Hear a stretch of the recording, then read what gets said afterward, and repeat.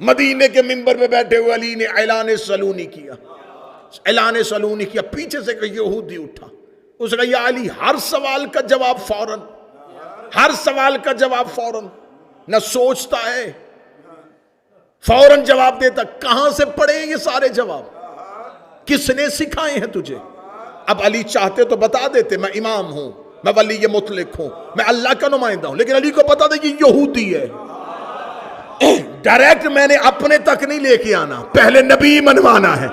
امیر المومنین نے سینے پہ کہا ھذا صفۃ العلم، ھذا لعاب رسول اللہ۔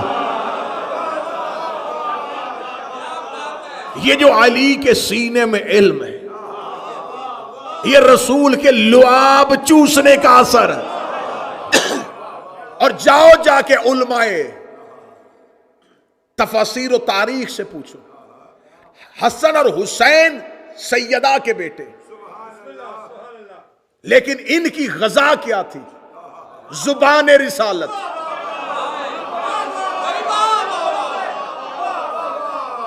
اب میں کیا کروں، بار بار جی چاہتا کہ رک جاؤں یہیں پہ۔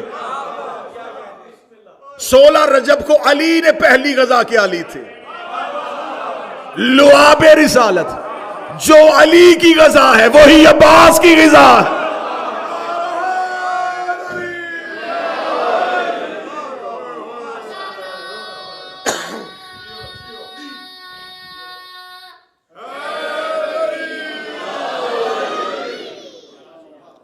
یہ لہو ہوتا ہے، جو خوراک کھاؤ خوراک سے لہو بنتا ہے، اس لیے کہتے ہیں علی کی محبت لہو میں ہے،